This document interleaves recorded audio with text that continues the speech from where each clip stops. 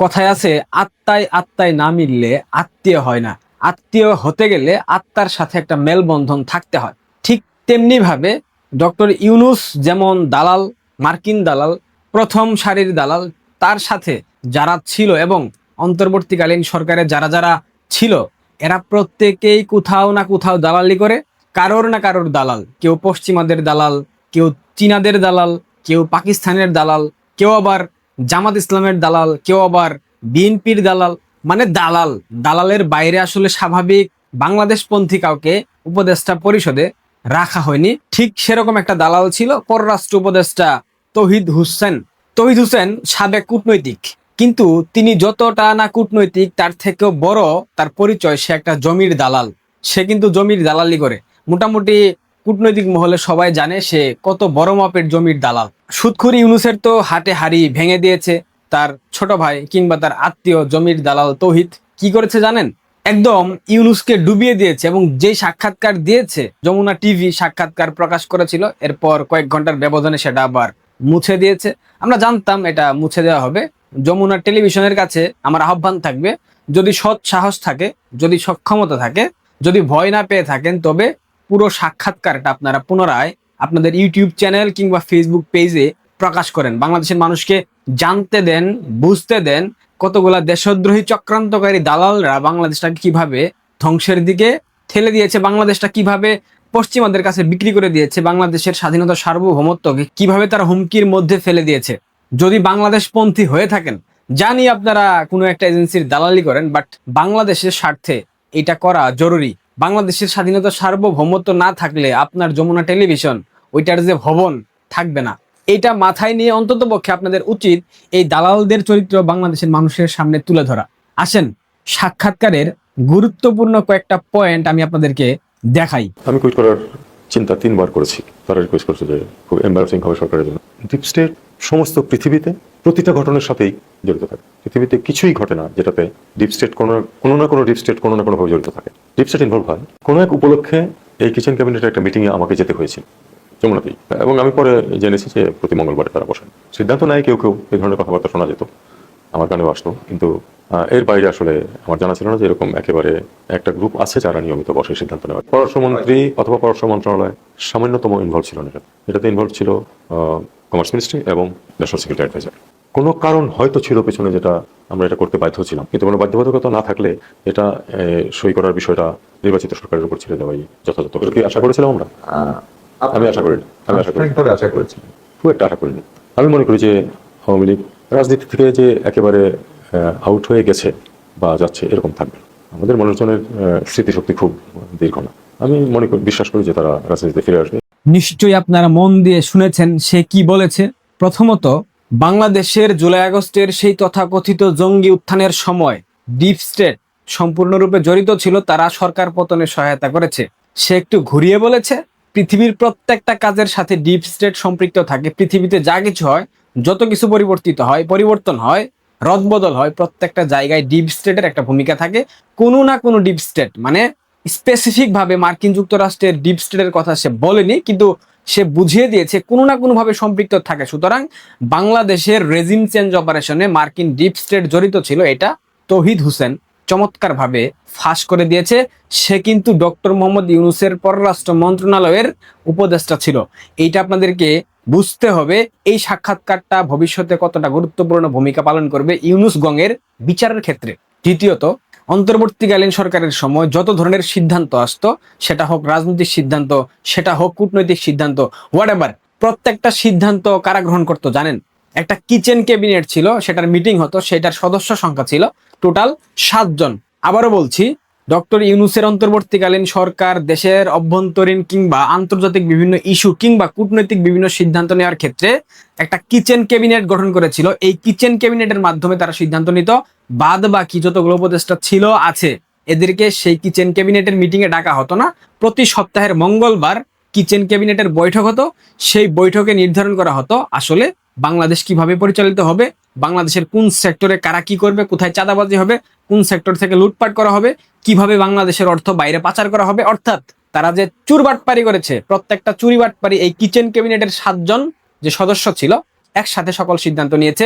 I think, আমার ধারণা এই কিচেন ক্যাবিনেটে ছিল আসিফ মাহমুদ সজীব ভুইয়া, আসিফ নজরুল, নাহিদ ইসলাম, রেজওয়ানা, ডক্টর ইউনুস, মানে আমার ধারণা একজন ছিল।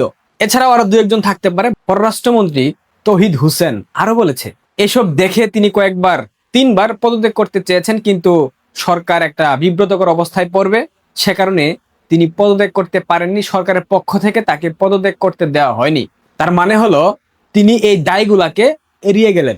অন্তর্বর্তীকালীন সরকারের সময় যা কিছু বাংলাদেশে হয়েছে, যত অপকর্ম হয়েছে, প্রত্যেকটা অপকর্মের দায় মুক্তির জন্য তিনি আজকের এই সাক্ষাৎকার দিয়েছেন। এই সাক্ষাৎকারের মধ্য দিয়ে প্রমাণ হয়ে গেল ডিপ স্টেট বাংলাদেশের রেজিম চেঞ্জের সাথে সম্পৃক্ত ছিল, এবং ইউনূসের যে অন্তর্বর্তীকালীন সরকারের সকল সিদ্ধান্ত, এই সিদ্ধান্তের ক্ষেত্রে কিচেন ক্যাবিনেট একটা ব্যাপক ভূমিকা রাখতো। শুধু ভূমিকা বললে ভুল হবে, তারাই সিদ্ধান্ত নিত। বাইরের আর যারা ছিল তাদেরকে সেই সিদ্ধান্তে অংশ নিতে দেওয়া হতো না, তাদের কোনো মতামতের প্রাধান্য দেওয়া হতো না, তাদের মতামত নেওয়া হতো না। এরপর আসেন মার্কিন যুক্তরাষ্ট্রের বাণিজ্য চুক্তি। মার্কিন যুক্তরাষ্ট্রের বাণিজ্য চুক্তি সম্পর্কে তৌহিদ হোসেন অর্থাৎ পররাষ্ট্র মন্ত্রণালয় কিচ্ছু জানতো না। চুক্তি করে কারা?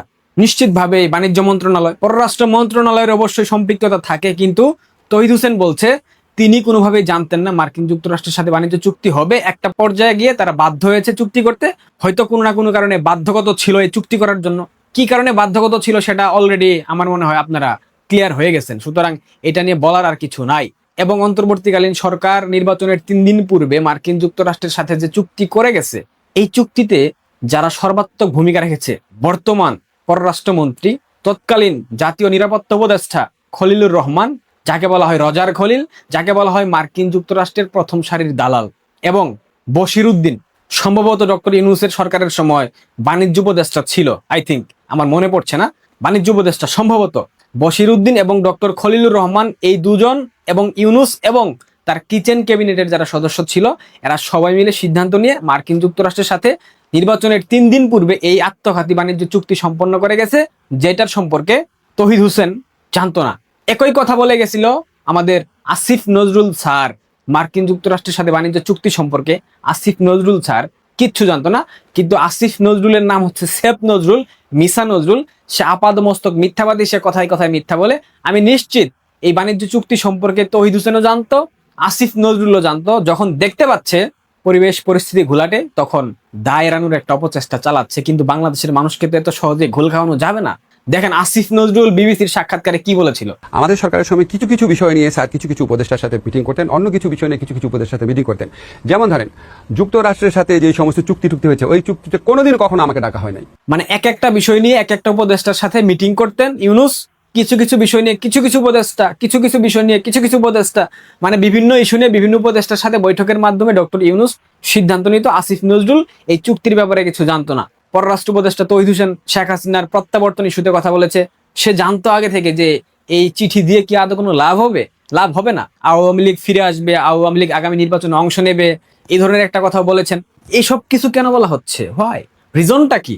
কারণ একটাই, এরা দেখতে পাচ্ছে, এরা বুঝে গেছে যে ভারতের সাথে মার্কিন যুক্তরাষ্ট্রের একটা সমঝোতাপূর্ণ সম্পর্ক হয়েছে। মার্ক রুবিও মার্কিন পররাষ্ট্রমন্ত্রীর মাধ্যমে বার্তা পাঠিয়েছে নরেন্দ্র মোদীর কাছে ডোনাল্ড ট্রাম্প। ট্রাম্প নাকি আবার বলেও দিয়েছে, বাংলাদেশের গণমাধ্যমে সংবাদ প্রকাশ হয়েছে, ভারত যা চাইবে তাই পাবে, আমি মোদীর অনেক বড় ভক্ত। ইত্তেফাক বলতেছে, আমি বলি নাই। এরপর বঙ্গবন্ধু কন্যা শেখ হাসিনার 6 মাসের মধ্যে দেশে ফেরার বার্তা। আসিফ নজরুল তৎকালীন সময়ে যে সাক্ষাৎকার দিয়েছিল, তখনও বঙ্গবন্ধু কন্যা একটা বার্তা দিয়েছিলেন, আমি শীঘ্রই আসবো বাংলাদেশে এবং এসে সকল জুলাই সন্ত্রাসীদেরকে বাংলাদেশের প্রচলিত আইনে বিচারের আওতায় আনবো। যারা দেশটাকে ধ্বংস করেছে, যারা দেশের স্বাধীনতা সার্বভৌমত্ব নিয়ে সিনিমিনি খেলেছে, তাদেরকে কখনোই ছাড় দেওয়া হবে না। এরপর থেকে জুলাই সন্ত্রাসীদের এক একটার কোষ্ঠকাঠিন্য শুরু হয়ে গেছে, এবং তারই ধারাবাহিকতায় আসিফ নজরুল, এরপর পররাষ্ট্র উপদেষ্টা তৌহিদ হোসেন, তিনিও সাক্ষাৎকারে বলে দিলেন বাংলাদেশের রেজিম চেঞ্জের সাথে সম্পৃক্ত ছিল ডিপ স্টেট। বাণিজ্য চুক্তি সম্পর্কে তারা কেউ জানতো না, সিদ্ধান্ত নিত কিচেন ক্যাবিনেট। তিনি 3-3বার পদত্যাগ করার চেষ্টা করেছিলেন, কিন্তু সরকারের পক্ষ থেকে সেটা করতে দেওয়া হয়নি, কারণ সরকার বিব্রতকর পরিস্থিতির মধ্যে পড়ে যেত। এখন আমার কথা হইল, জনাব তৌহিদ সাহেব, এ কথাগুলো আপনি এতদিন পর কেন বলছেন? হঠাৎ করে কেন বলছেন? নির্বাচন তো হয়ে গেছে, প্রায় 3 মাস হয়ে গেল, এতদিন কেন বললেন না? যেদিন ইউনূস ক্ষমতা থেকে সরে গেল এরপরেই বলতেন, বলেন নাই কেন? বলেন নাই কারণ আপনারা ভেবেছিলেন আপনারা দায় মুক্তি পেয়ে যাবেন, আপনাদেরকে কেউ কিছু করবে না, মার্কিন যুক্তরাষ্ট্র আপনাদেরকে সেফ এক্সিট দিয়ে বাংলাদেশ থেকে নিয়ে যাবে। একটা কথা আপনাদের মাথায় রাখা উচিত ছিল, পৃথিবীতে মার্কিন যুক্তরাষ্ট্র এমন একটা দেশ যারা সবাইকে টিস্যু পেপারের মতো ব্যবহার করে। যখন আপনাকে প্রয়োজন আপনাকে টিস্যুর মতো ব্যবহার করবে, আপনাকে প্রয়োজন শেষ হবে টিস্যুর মতো, ইউজড টিস্যুর মতো ডাস্টবিনে ছুঁড়ে ফেলবে। ডক্টর মোহাম্মদ ইউনুস মার্কিন যুক্তরাষ্ট্রের প্রজেক্ট নাম্বার 1 ছিল, প্রজেক্ট নাম্বার 2 হচ্ছে তারেক রহমান। প্রজেক্ট নাম্বার 1 এর কাজ শেষ, তাদেরকে দিয়ে বাণিজ্য চুক্তি সম্পন্ন করা হয়েছে। ইউনুসকে ডাস্টবিনে ছুঁড়ে ফেলে দিয়েছে অলরেডি মার্কিন যুক্তরাষ্ট্র। ইউনুস রাষ্ট্রপতি হবার একটা আপ্রাণ চেষ্টা চালাচ্ছে, বাট পারবে না। শেষ সময়ে গিয়ে ইউনুস কখনোই বাংলাদেশের রাষ্ট্রপতি হতে পারবে না। বিএনপি কখনোই তাকে রাষ্ট্রপতি বানাবে না, কারণ ততদিন পর্যন্ত বিএনপি ক্ষমতায় টিকে থাকতে পারে কিনা সেটাই তো সন্দেহের জায়গা, তাই নয় কি? তারেক রহমান মার্কিন যুক্তরাষ্ট্রের প্রজেক্ট নাম্বার 2, তারও সময় শেষের দিকে চলে আসছে। কারণ বাংলাদেশে যে ক্ষোভের সৃষ্টি হচ্ছে ধীরে ধীরে ধীরে ধীরে, এই ক্ষোভের মোকাবিলা করার মতো সমর্থক কিংবা সক্ষমতা বিএনপির এই মুহূর্তে নাই। বিএনপির সাংগঠনিক অবস্থা জঘন্য, বিএনপির অভ্যন্তরীণ যে কোন্দল, এইটা আপনারা যারা জানেন না জেনে নেন, বুঝে যাবেন। তারেক রহমান মাইনকার চিপার মধ্যে পড়ে গেছে। জনাব তৌহিদ হোসেন যতই দায় মুক্তির কথা চিন্তা করেন, যতই সাক্ষাৎকার দিয়ে বলেন আমরা কিছু জানতাম না, আমাদেরকে কিছু জানানো হয়নি, কিচেন ক্যাবিনেট সিদ্ধান্ত নিয়েছে, এইসব মুড়ি ভেজানো কথা বলে কোনো লাভ হবে না। বাংলাদেশের প্রচলিত আইনে আপনাদের বিচার হবে। দেশ ধ্বংসের দায়, রাষ্ট্রদ্রোহ অপরাধের দায়, সংবিধান লঙ্ঘনের দায় আপনাদের বিচার বাংলাদেশের মাটিতে হবে। যমুনা টেলিভিশনের সালমা সম্ভবত মালিক, উনাকে আহ্বান জানাচ্ছি, যদি সৎ সাহস থাকে, সক্ষমতা থাকে, বাংলাদেশকে ভালোবেসে থাকেন, তবে আপনার টেলিভিশনকে নির্দেশ দেন এই সাক্ষাৎকারের পুরোটা প্রকাশ করতে, তাহলে বুঝবো আপনারা বাংলাদেশপন্থী। আর যদি না পারেন তাহলে বুঝবো আপনারা ডিপ স্টেটের ডলার খেকো দালাল, আপনারা আইএসআই এর ডলার খেকো দালাল। আশা করি আপনারা বুঝতে পেরেছেন। এইভাবে জুলাই জঙ্গি উত্থানের সাথে সম্পৃক্ত যারা যারা ছিল প্রত্যেকের সাক্ষাৎকার জাতির সামনে চলে আসবে, এদের আভ্যন্তরীণ কুন্দলের কারণে। আসিফ মাহমুদ সজীব ভুইয়া বলেছে না, জুলাই যে ভায়োলেন্স হয়েছে সেটা তারা করেছে। এই ধরনের সাক্ষাৎকারগুলা অদূর ভবিষ্যতে এদেরকে শুলে চড়াতে কতটা ভূমিকা রাখবে, সময় আসলে আপনারা দেখবেন। ভালো থাকবেন, ধন্যবাদ।